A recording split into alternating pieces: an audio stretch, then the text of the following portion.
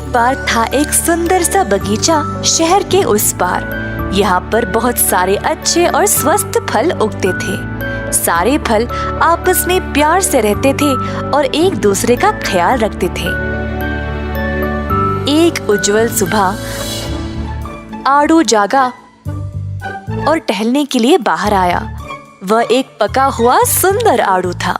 उसका रंग धूप में चमक रहा था। आड़ू गया तालाब के पास और अपने चेहरे को धोया। अपनी परछाई पानी में देखकर खुद की तारीफ करने लगा। अरे वाह वाह, देखो मैं कितना अच्छा लगता हूँ। मेरा रंग उत्तम, मेरा आकार भी उत्तम। सारे फलों में मैं ही सबसे सुंदर हूँ। उसी समय वहाँ कोई आया। हाँ, मुझे नहीं लगता तुम इतने भी सुंदर नहीं हो। आड़ू हैरान रह गया और पीछे मुड़ा देखने के लिए कि कौन उसका मजाक उड़ा रहा था। वहाँ खड़ा था एक बड़ा चमकीला सेब। सेब का रंग था गहरा लाल और जो भी उसको देखता उसको जरूर खाना चाहेगा। उसके सिर पे थे छोटे कोमल पत्ते जिससे वह और रंगीन लग रहा था। क्या तुम्हें लगता है मैं अच्छा नहीं दिखता हूँ? फिर कौन है सुंदर? और कौन? मैं। तुम मजाक कर रहे हो। हम दोनों के बीच में मैं ही ज्यादा खूबसूरत फल हूँ। हमारी परछाइयों को तो देखो पानी में, फिर खुद बोलना। मुझे देखने की कोई जरूरत नहीं है। बिना शक के मैं ही अच्छा दिखता हूँ। चलो अब हम बहस किए बिना बाकी फलों से पूछते हैं। अब वही असली जवाब बताएंगे। हाँ, क्यों नहीं? तो आड़ू और सेब ने सारे फलों को एक बड़े से पेड़ के पास जमा किया। सब फल आ जाओ इधर। आज हम पता लगाएंगे कि सबसे सुंदर फल कौन है, मैं या आड़ू। तो इस बात का निर्णय लेने में आप सब मदद करेंगे और इस मसले का हल बताएंगे। मुझे लगता है कि मैं सेब से भी ज्यादा सुंदर हूँ।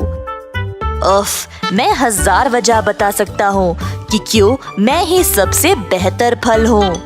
और कुछ ही देर में दोनों के बीच फिर से बहस शुरू हो गई और बाकी के फल बस खड़े होकर तमाशा देख रहे थे। किसी के पास भी तुम्हारे 1000 वजह सुनने का समय नहीं है। मेरी तरफ बस एक बार देखते ही कोई भी बोलेगा कि मैं ही सबसे सुंदर हूँ।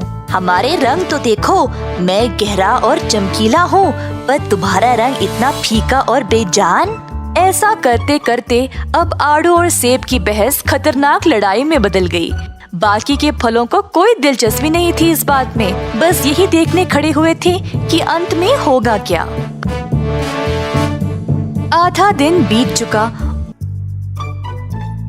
और कुछ फल उब गए और वहाँ से चले भी गए।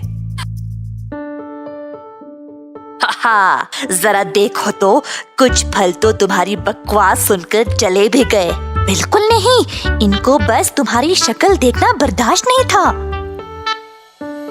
तंग आकर एक काले जामुन ने अचानक से चिल्लाया, हे बस करो तुम दोनों, इस बेकार बहस से तुम्हें कुछ नहीं मिलेगा।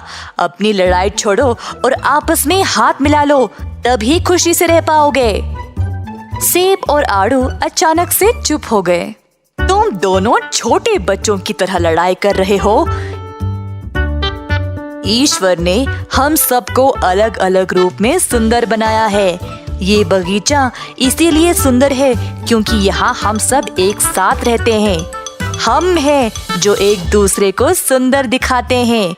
यहाँ पर कोई भी किसी से ना कम है ना ज्यादा। तो अपनी लड़ाई बंद करो और दोस्ती कर लो। मैं ये बहस फिर से नहीं सुनना चाहता, समझे? आड़ू और सेब को अपनी गलती का एहसास हुआ और इतना बड़ा तमाशा खड़ा करने का बुरा लगा। मुझे माफ करना, मैंने तुमको बुरा कहा। वैसे तुम अच्छी लगते हो, मैं तुम्हें तंग नहीं करना चाहता था।